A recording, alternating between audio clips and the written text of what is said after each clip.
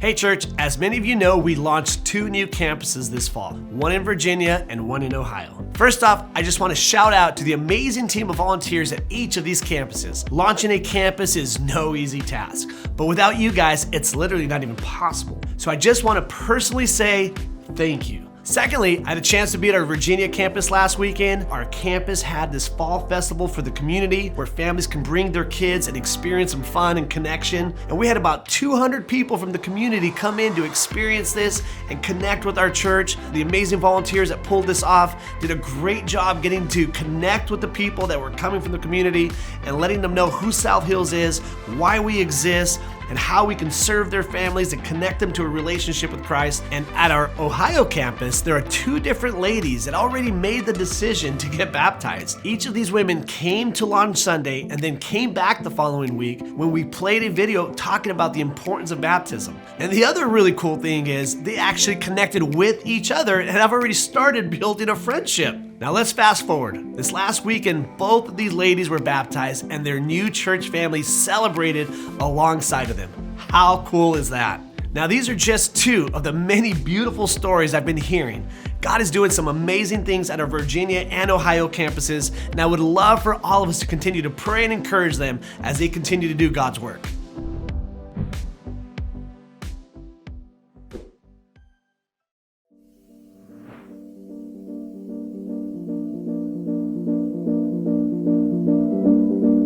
I can quit whenever I want. I wouldn't even call my thing an addiction. It's just something I do. It relaxes me. It's not like it's hurting anyone.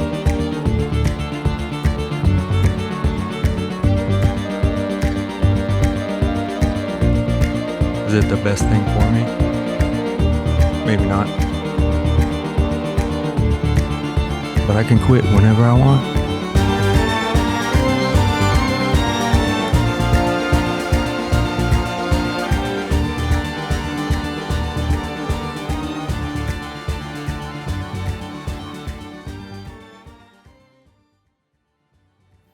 Good morning. Good to see you guys.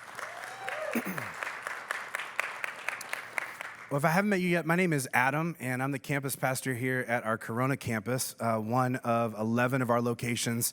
And especially if you are new with us, if you are just dipping in for the first time, we're so glad that you're here. And we hope that you have an incredible experience, that you hear something today that encourages you, that challenges you, that puts you on a path to be a better version of yourself.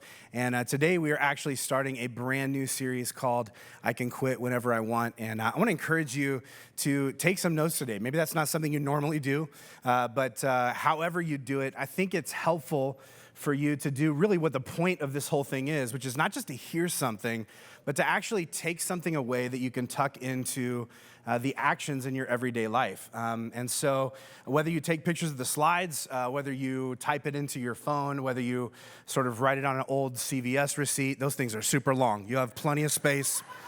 Write down something, even if you don't even know if you agree with it, it's a great discussion point for you just to talk about, like, what does this mean and what does this mean to me? And if you're taking notes, the title of my message is, It's Not a Problem Until It Is. It's not a problem until it is. How many of you would say that you are the camping type? You enjoy camping, a few of you. How many of you, you're more of an indoor cat? You're just like, not for me. Does it count as camping? If I'm in a hotel, they both involve luggage and going elsewhere. I'm not really much of a camper, but I did go camping with some friends of mine. This would have been a couple years ago, and they were like, hey, we're going to go off to this spot, and I wanted to hang out with them, and so I'm like, you know what, I'm going to move out of my comfort zone. I'm going to do this thing, and there was a couple just realities about being out in the wilderness that I wasn't anticipating. The first is somebody else packed the food.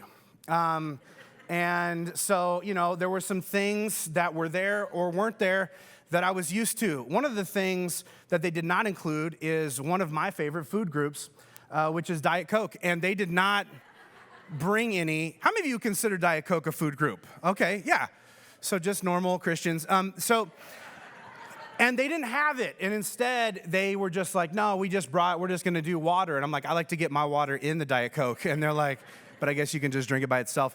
And so they didn't have any of that. The other thing, too, is that there was no cell service. So my phone did not work the whole time that we were out there. And in fact, after about 15, 20 minutes, I was like, I'm just going to put it in my backpack.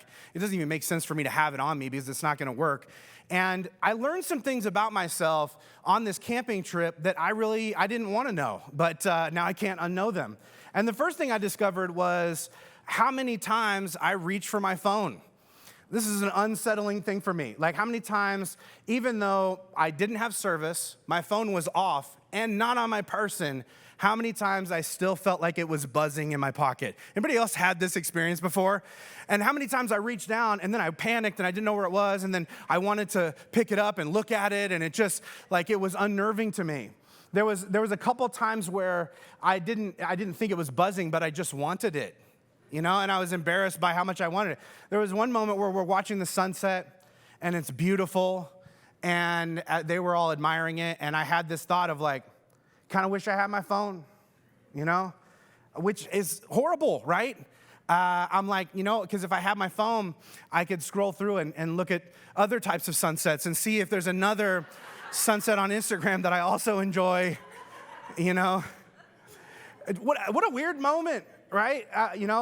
I'm like, man, I love seeing a sunset. And God's like, here's one. And I'm like, it's okay. I'd rather search the hashtag in my car and see if I can find one that I like a little bit better.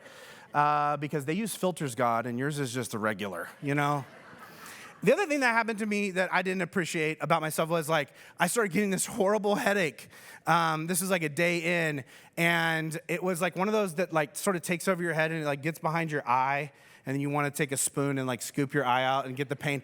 And like it was hurting so bad, and I was like, I couldn't think about anything else, and I was starting to make me queasy, and one of my buddies was like, I think I know what's wrong. And I'm like, what? And he's like, it's the Diet Coke, man. It's you're in caffeine withdrawal. And I'm like, no, I'm not. That Diet Coke is the nectar of the gods. There's no way that I could be having a problem because of it. And he's like, well, let's just test it. And I'm like, well, we'll find out that you're wrong, but yeah, sure. And so we went over to this neighboring campsite, and they didn't have Diet Coke, they had Diet Pepsi, which is like the devil's version of Diet Coke. You know how like the devil tries to like make a replica of what God is doing to lead people astray. So I went over and like, they were like, drink this and see what it does. So I drank it, and like 20 minutes later, my headache lifted. And my response was, oh no. Like, this is a thing. Like, this is a legitimate problem that I have. And my buddy was like, how many Diet Cokes are you drinking? I'm like, the normal amount and nothing crazy. And he's like, what's the normal amount? And I'm like, I didn't want to tell him, because it was like, I don't know, 12 cans. And he was like, that is a whole box. That's crazy, man. And I was like, well, I know that now that I feel sick. Do you think that guy could get us some more Diet Pepsi? Normally, I wouldn't settle, but I want to get the shakes.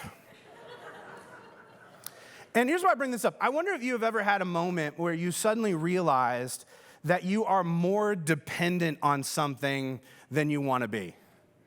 And maybe that for you happened in sort of the same way it did for me, is you didn't really think about it until you didn't have access to it, and then it became really obvious. Like the compulsive nature that you developed to this thing. Like when you're stressed, anxious, or uncomfortable, it's this thing that you impulsively reach to soothe yourself in a specific way, because in your mind, you're just like, man, if I could just do that, I would feel better.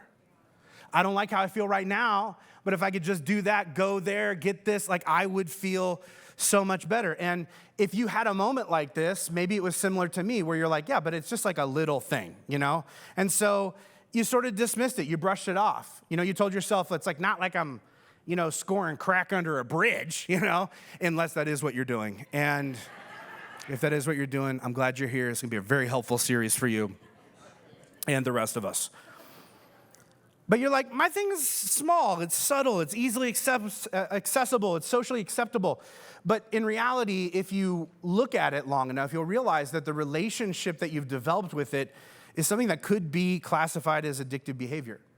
And I think this is like one of those words that gets thrown around so much that we think we are talking about the same thing, but maybe we're not. And so I want to give you just a ground level definition of addiction so that throughout this series, we're all on the same page. Addiction is a compulsive dependence on something to shift your mood. It's marked by heightened cravings, an inability to abstain, to not do it, and a willful ignorance of the relational problems your fixation is causing. And some of you, when you look at this definition, you're having the same response that I did on the campsite. You're like, uh-oh. Because you're realizing that when you look at what addiction actually is, instead of what you've assumed that maybe it is, you realize that it's possible to become addicted to almost anything. And whatever your thing is, the relationship that you have with it probably looks something like, I don't feel good, and so I need to do this to feel a little bit better, and I deserve it. Life is hard, and this is how I get through. And you do get through. And for a lot of us, that's kind of all we're doing. We're just sort of getting through. It's not really making you a better person, it's just enabling you to survive. In fact, it might actually be making aspects of your life worse, taking away from some of your relationships, tempting you to compromise your value system in order to acquire it, damaging or eroding your health in certain ways. All of which you justify, right? Because you can't stop. You need it. And again, you're like, let's be clear, it's not illegal, okay? So it should be okay. I mean, it's just a bowl of ice cream. It's just a glass of wine. Just another pair of shoes, just another couple episodes, just another few swipes, just another level of this game. And that thing, whatever it is for you, becomes your fix, because when you indulge in it, it feels like it has fixed you, at least for a moment, until it wears off. And then you need it again. Only this time you need a little bit more, or probably even a heightened version of it. And this is the question that I want you to wrestle with today during this message. What is that thing for you? Maybe it's not even one thing. Maybe it's a couple things. Maybe it's a series of things. But what is that for you? I think whatever it is, it's probably something that would fill you with anger, anxiety, dread, and despair if someone asked you to give it up for 90 days. Like, imagine the thing where you're like, well, somebody would say it was this, but it's not that. Give it up for 90 days. And immediately you would push back and be like, that's unreasonable, okay?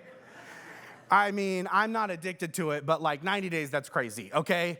Like, and it's not even that I can't go without it. I just don't want to, okay? And I shouldn't have to.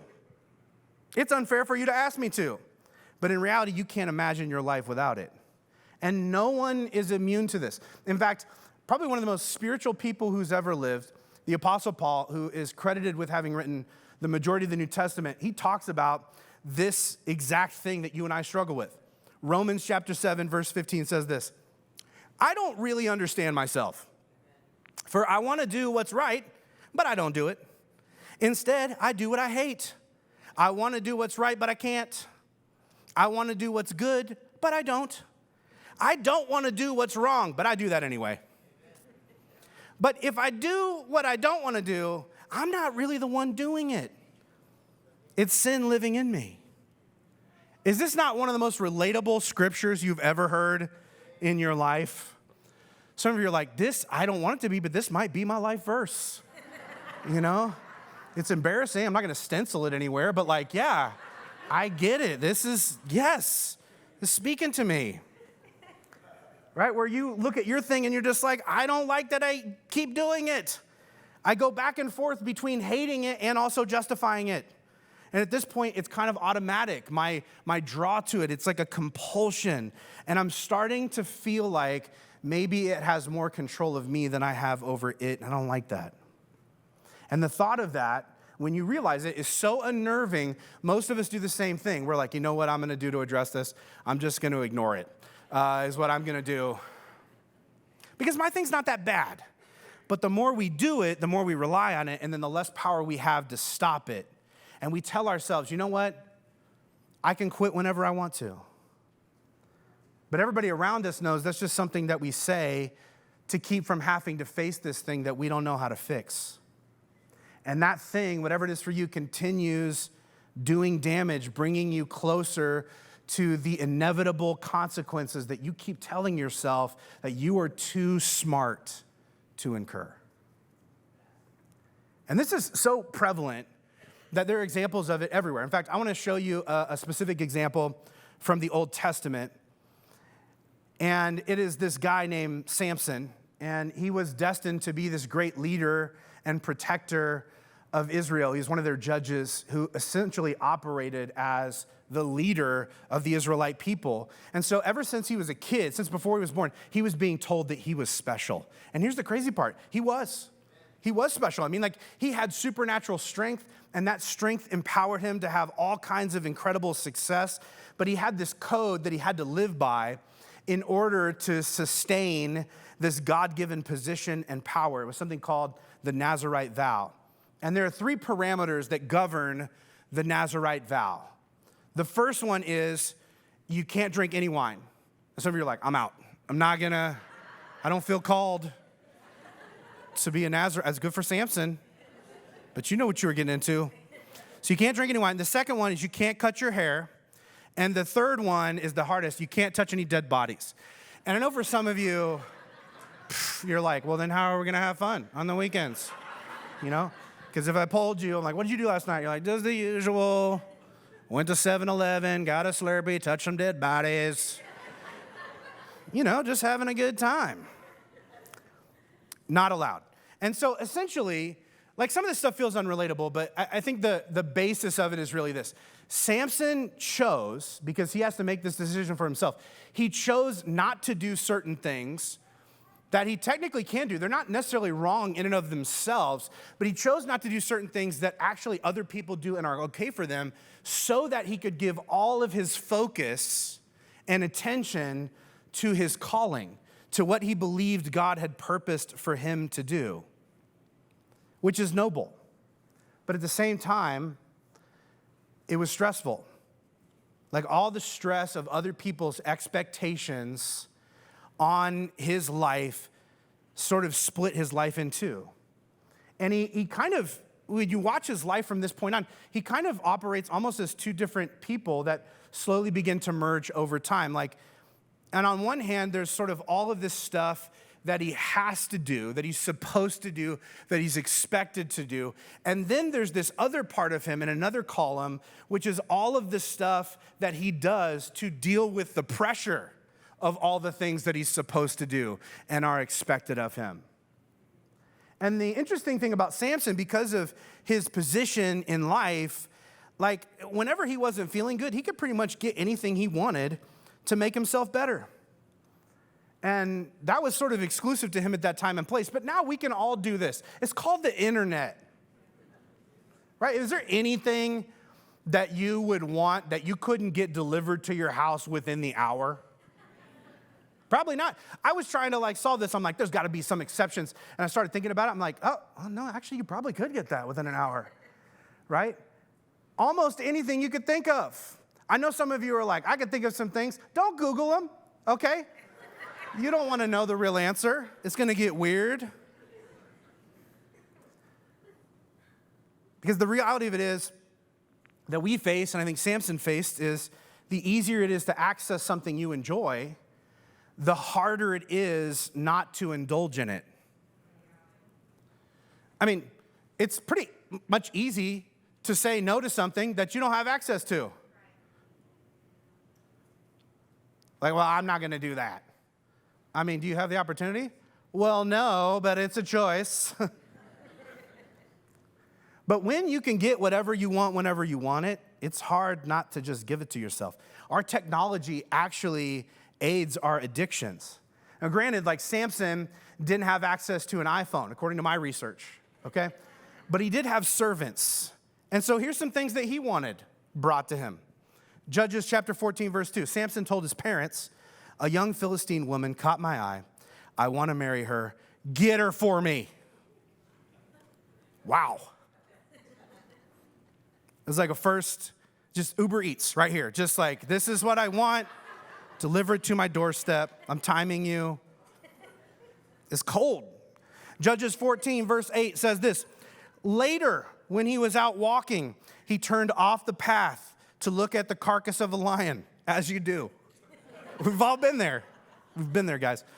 And he found a swarm of bees had made honey in it. So he scooped some of the honey into his hands, and he ate it as he went along the way. And he also gave some to his parents, and they ate it. But he didn't tell them where he got it, right?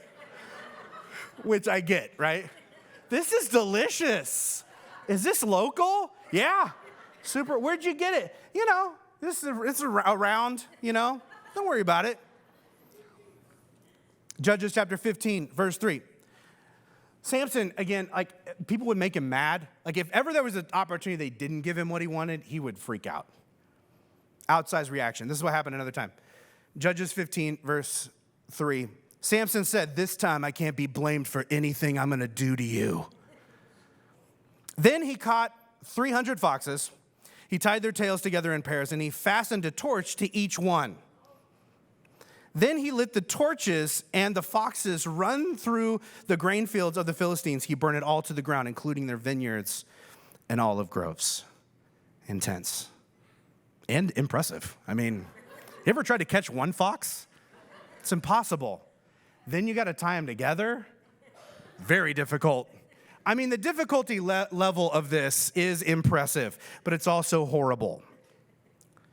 And I think you could look at even just these examples and many more in his life, and you could say, like, well, Samson's addiction is lust or gluttony or rage. But I think it was pride. Because his mindset was, I should be able to do anything I want whenever I want to make myself feel better.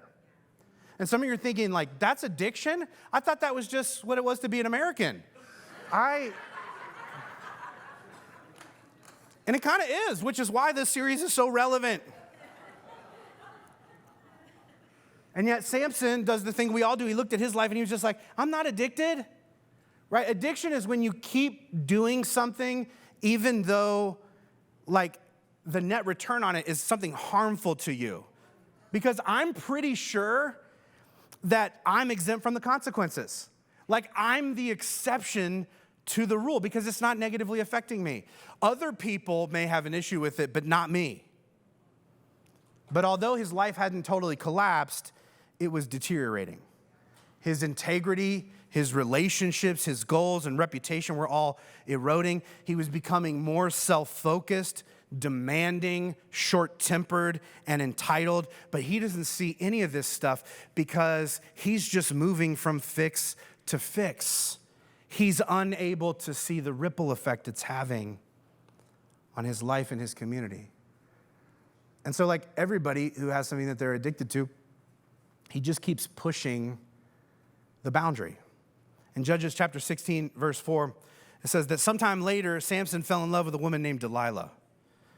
The rulers of the Philistines went to her and said, "Entice Samson to tell you what makes him so strong and how he can be tied up securely. We'll pay you." And so Delilah said to Samson, "Please tell me what makes you so strong and what it would take to tie you up securely." Like, talk about somebody who's like, you said it, I did it, okay? I don't know if did she write it down? "Babe, there's something I want to ask you." And then she's just reading off the thing. So she asked him, and first of all, I just want to say, weird conversation, okay? Just that ought to be enough of a red flag, you know? "You're so cute. How can I destroy you?" What? And the weird thing is he doesn't tell her the real thing, but he tells her something, and then she tries it, right? Like, she brings these other guys in, and they try and tie him up and destroy him. It doesn't work because he didn't tell her the right thing. And so he breaks out of there, and he gets free, and his very first thought afterwards is like, that was weird. What a bizarre coincidence that I told her that thing, and then some other people, probably unrelated to her, came in and tried to destroy me. You know what I'm going to do tonight? I think I'm going to go see that girl again. Which seems so crazy to us. And yet, this is exactly what he does. It's clear that like she's trying to hurt him, but he doesn't allow himself to acknowledge it because he is blinded by the high of the relationship. That's addiction, right? When we are able to not see what everybody else sees, the negative impact of whatever that thing is on our life, and we can't see it and we keep returning to it because we need the fix that we're getting from it. And part of the reason we stay in denial of our addiction so long is that we are using the wrong measuring stick. We say to ourselves the same thing that Samson did. It's not completely destroying me yet. As opposed to asking, is this preventing me from being the best version of myself? And that's a question that we don't want to ask because we already intuitively know the answer. And this is talked about all through the New Testament. Again, the Apostle Paul says this, 1 Corinthians chapter 6, verse 12. He says, I'm allowed to do anything, but not everything is good for you.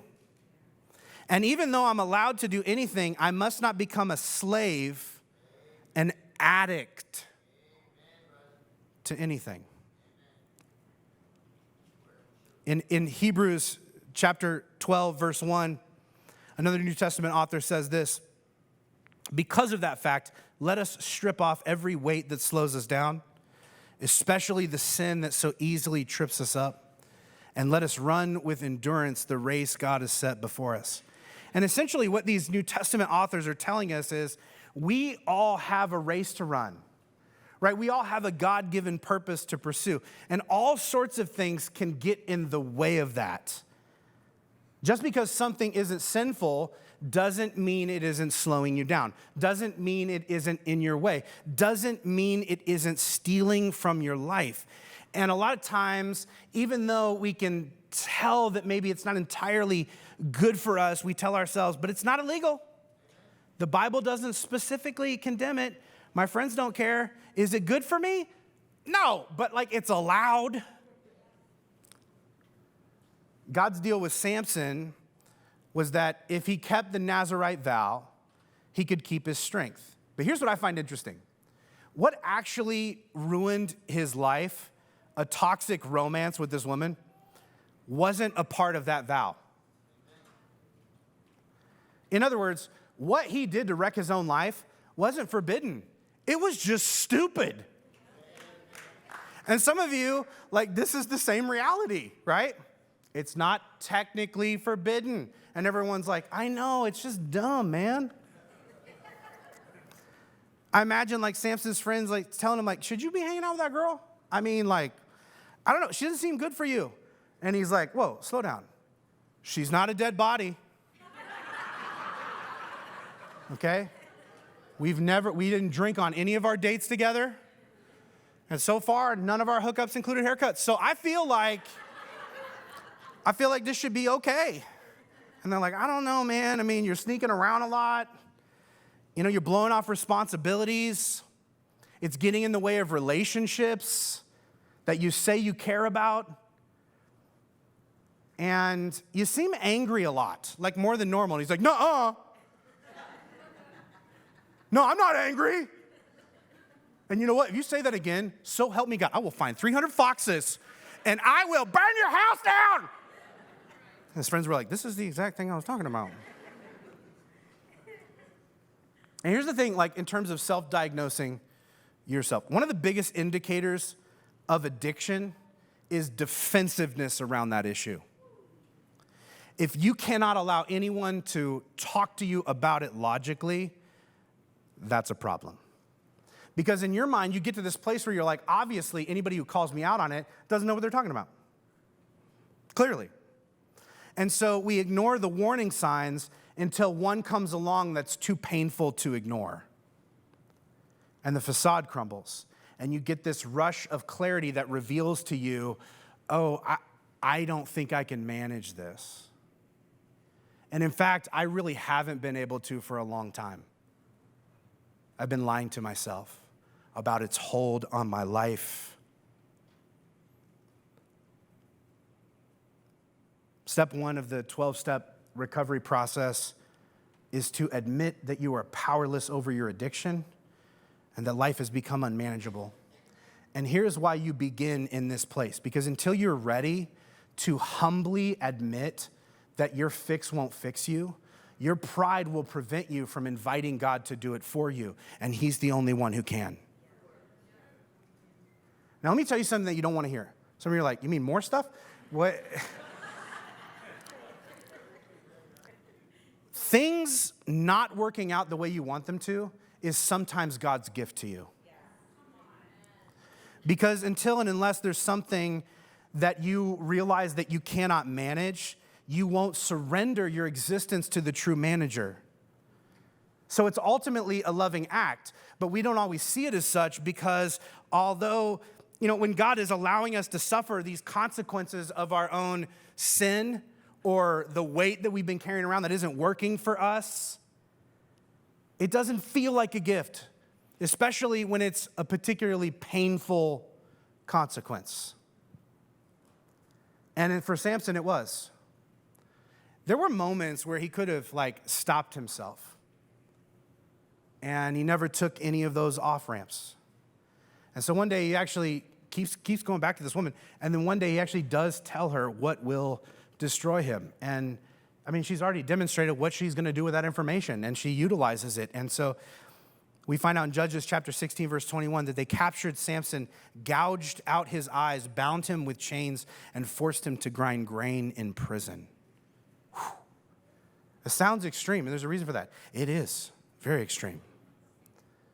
But it's astounding to me just what it takes for some people to realize that their fix is a dead end and that they actually need to deal with it. I can't tell you how many times I have sat with people who have sort of been in one of the worst moments of their existence and said things to me like, until I lost everything, I didn't realize that money is not the answer. It wasn't until I got fired that I realized I'm a workaholic. It wasn't until my wife left me that I suddenly thought, I think I have a problem with pornography. It wasn't until I had a heart attack that I realized I can't keep eating like this. I can't keep working in this stressful environment. It's taking a toll. And here's the question I think you ought to wrestle with. What do you stand to lose if you don't change? I don't know what your thing is, but there is a cost attached to it. Hopefully it's not your eyes and your freedom. That's horrible. But there's a chance it might be your health or your job or your friends or your partner or your dignity or your influence or your character or your ability to continue to respect yourself. And I just think, wouldn't it be great if you didn't have to learn the hard way? Step 3 of the 12-step program is to make a decision to turn your will and life over to the care of God as you understand him.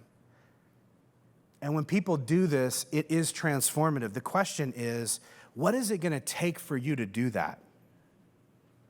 Because most of us, we tend to wait until it's our only remaining option. I tried all the other stuff, and it wasn't until the worst possible thing happened that I was like, you know what? I think I need some help. I think I have a problem. You know what would be smarter? Acknowledging that your thing is an issue before it gets that bad and changing before you have to. At the moment where you realize, I can see the trajectory of where this is going. Other people are alerting me to it. I can sort of see where it's, I don't want to believe that, but logically I know. And so I need to make a change now before it's too late. King David, who's this prominent figure in the Old Testament, he talks about his process for doing this. Psalm 139, verse 23 says this, "Search me, O God, and know my heart. Test me and know my anxious thoughts. Point out anything in me that offends you and lead me along the path of everlasting life." 12 steppers call this taking a fearless moral inventory. It's step 4. And the reason that David goes out into the wilderness and spends time asking God to reveal to him what his issues are for one very important reason. He doesn't know what they are. And maybe you're looking at the people around you and you're like, how can they not know? How can they not see the impact it's having? The negative ripple effect that it's causing. How can they not see? And the reality of it was, most of us don't see the things that are really wrecking our lives, because the one person who can't seem to see how we're getting in our own way is us.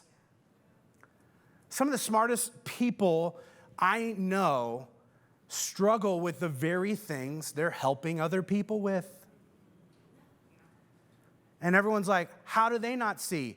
Because the person you are the best at lying to is you. You can't see it because you don't want to, because you're incentivized not to, because it's inconvenient for you to look at the problem that you're experiencing.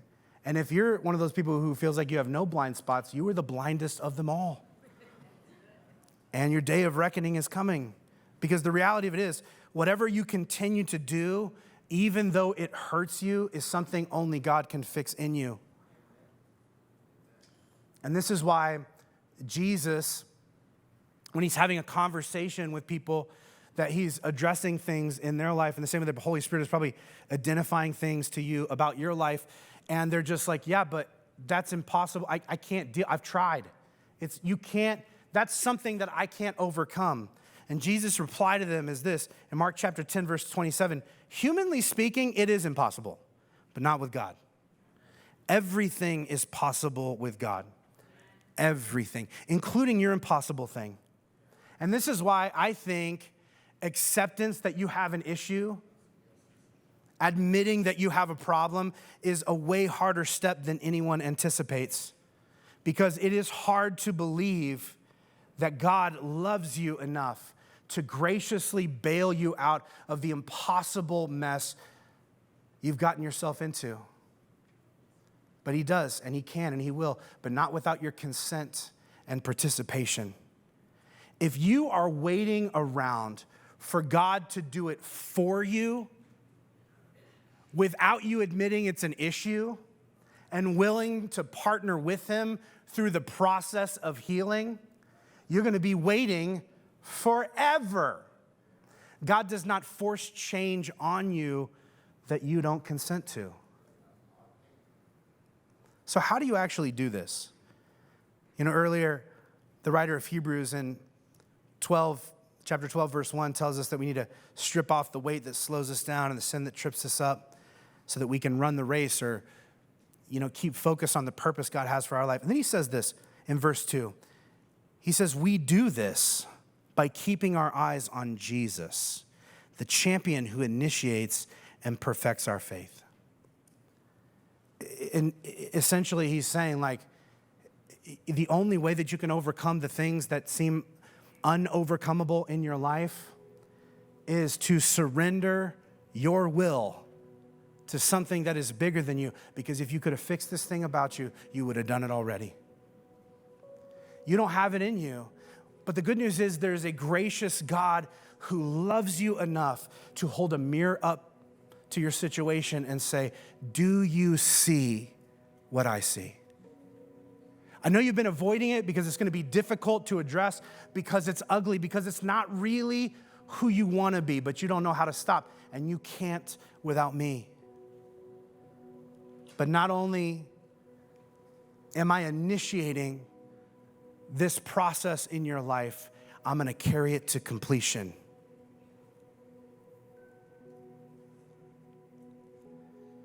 Ironically, Samson wasn't able to keep his eyes on God until he lost them. And we can't strip off what's holding us back without surrender. And that's a process. And that process always requires two things that we hate most: patience and humility. And in prison, Samson was gifted both: patience and humility. Listen to this verse. This always gets me every time I read it. Judges chapter 16, verse 22. But before long, Samson's hair began to grow back. And here's why this is significant. Samson's hair was the secret to his strength. But I don't know if you know this about hair. Hair grows slow, especially when it's been shaved. Any ladies who cut emergency bangs during COVID discover this reality? Instantly, you were like, uh-oh, that was a mistake. Looks like we're gonna have a standard picture for the Zoom calls for the next few months because hair grows slow. But here's what's interesting about this and the way that God walks us through what we need to in order to be who we're meant to be. I mean, is there a more effective way to retrain someone with such severe impulse control issues as Samson than forcing them to wait for their own hair to grow? It sounds like torture, but it's training. It's training. It's God saying, you weren't willing to figure this thing out, and so I'm gonna put you in an environment where you have the opportunity to be angry this whole time about where you are, or you can receive the gifts that it's here to give you, and that is unlimited time to deal with everything you've been avoiding. You see, God still had a purpose for Samson's life, but to fulfill it, he was gonna have to get up every single day, walk in circles, grind grain, and do the deep inner work with God that he'd been trying to ignore. And I would tell you, your process is gonna be exactly the same. It's gonna be getting up every single day and committing to certain habits that feel like you are walking in circles. And you are gonna have to grind out the thing that you are doing that you don't feel like doing. And you are gonna have to do the deep inner work with God that you've been avoiding. Instead of actually doing that work and exploring what's going on and why you do certain things and why you willingly are complicit in destroying yourself, actually spending time with God to explore why, to address the deep root of those things. Samson spends time in prison doing that thing. And in fact, God grows his hair and gifts him his strength back. And he's actually able to destroy the Philistine army from prison. How long did it take? When I was a kid, I thought he was there for a couple days and then he was able to just do this thing. It takes more than a couple days for your hair to go down past your shoulders.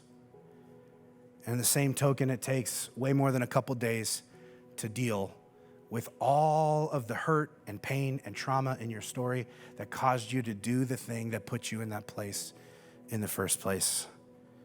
God knows what he's doing.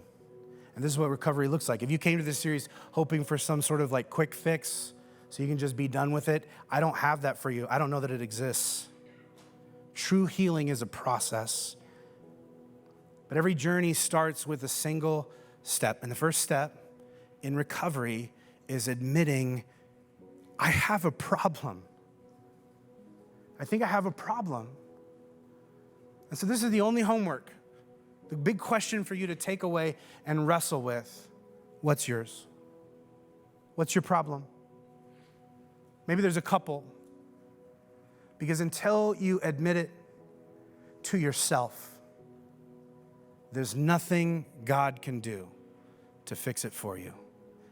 But the moment you open up, admit it, and begin the process of surrendering to him, there's nothing God can't do in you.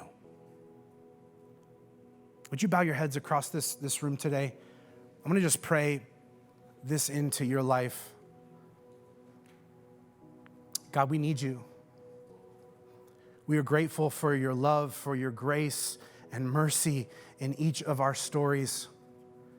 Some of us, we are at a point in our life where we fully realize that we would be absolutely dead without you. We'd be alone. We don't know if we would have made it to this moment. All of us, we have these little self-destructive things that we do because we think it's going to fix us, but it never does. It just leads us to wanting more and then feeling more empty when we get it. God, we have narrowed our idea of addiction down to something so small that it applies to everybody but us. And yet today, you're holding a mirror up and asking us to look at ourselves, to see what you see, and realize that what you see about us, you don't see with anger and judgment and condemnation. You hold up the truth to us and say, there's a better way. You don't have to live this way. You don't have to be caught in this cycle. You don't have to do this anymore. It's damaging you and the people you care about most. And I want to help you move in a different direction. God, I pray that today and throughout this week that you would help us to see ourselves clearly, that you would help us to be honest about where we're at, what we are genuinely struggling with, that you would help us to stop making excuses, and you would help us to invite you in to begin to show us the way. God, we realize there are more steps we need to take, but none of them work without this first one. God, we surrender to you. Heal us. In Jesus' name, amen.